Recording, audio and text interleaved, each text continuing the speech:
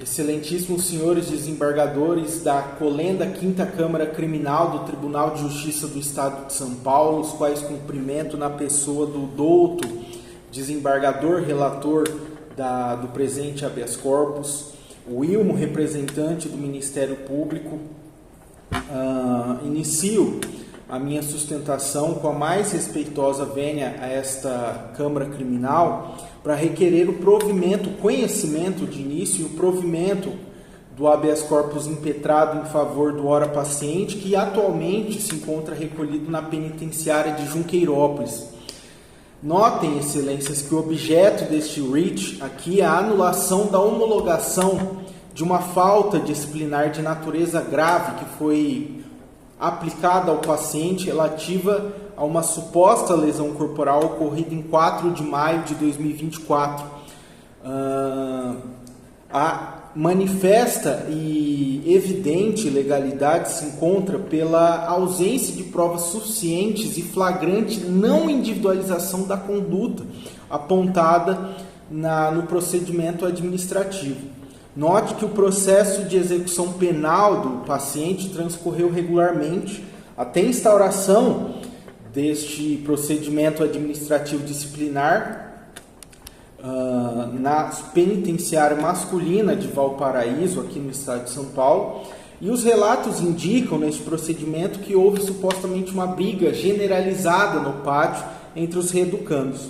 O paciente Davi negou veementemente qualquer participação na briga durante todas as oportunidades que teve de se manifestar e apresentar sua autodefesa. Ainda assim, apesar da negativa, o magistrado de primeiro grau considerou configurada a falta grave, fundamentando a decisão em fotografias dos reeducandos lesionados e depoimentos de servidores, depoimentos esses indiretos. Como consequência direta da homologação desta falta, foram aplicadas severas sanções ao paciente, quais sejam a perda de 1/3 dos dias remidos e a interrupção do cálculo de dias para fins de progresso do regime, da progressão de pena, do regime que se encontra, configurando no olhar dessa defesa um manifesto evidente constrangimento ilegal que pode ser sanado excepcionalmente pelo habeas corpus, conforme a jurisprudência do Tribunal de Justiça de São Paulo, mas também pelo Superior Tribunal de Justiça.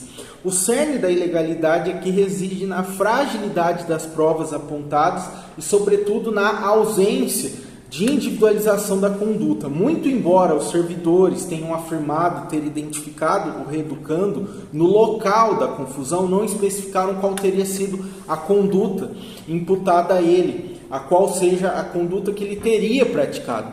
O confronto inicial envolveu, segundo os próprios relatos, outros 6 internos.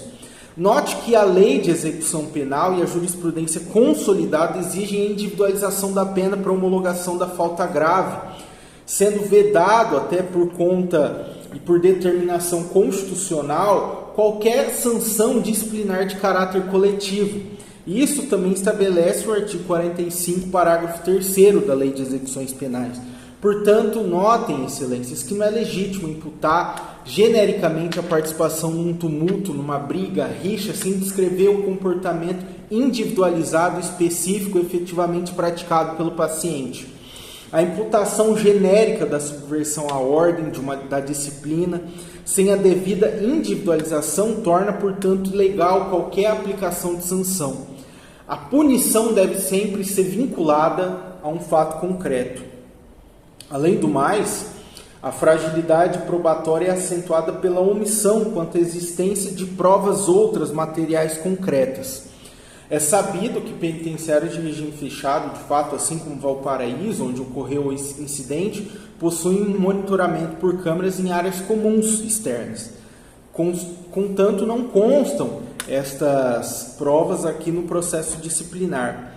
Sendo ainda que essa lacuna, a qual não foi produzida pelo Estado, a qual incumbe o ônus de provar as condutas que são imputadas ao reeducando, constitui a perda de uma chance probatória, a qual pode ser aplicada na execução penal, conforme inclusive entendimento recente do Superior Tribunal de Justiça, pelo ministro Ribeiro Dantas, numa concessão de ordem de habeas corpus.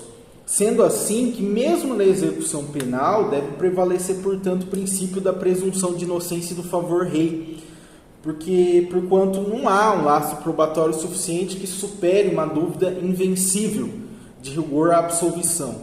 Não é, portanto, suficiente, não é razoável que, num Estado democrático de direito, se inverta o ônus da prova em qualquer fase, inclusive da aplicação da sanção disciplinar, da sanção penal, ou seja, de que, na dúvida, se puna quaisquer pessoas que sejam.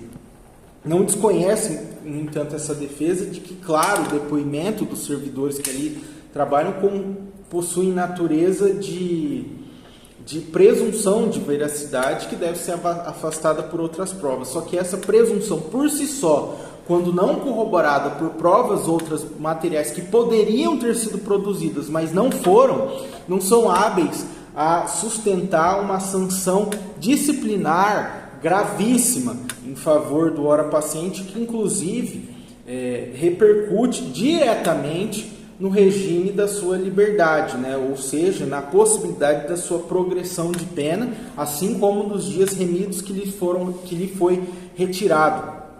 Sendo, portanto, acho que pela discussão do cabimento da via do habeas corpus, uma questão de fácil observação no primeiro ponto. Sendo assim, demonstrada a flagrante ilegalidade da homologação da falta grave, baseada em provas frágeis na ausência de individualização, o paciente sofre aqui um constrangimento ilegal que espera esta defesa ser sanado pela concessão da ordem, cassando, portanto, os efeitos de tal falta e restabelecendo o cálculo dos dias remidos e o lapso temporal para fins de progressão de regime. É isso que se espera, excelências. Muito obrigado.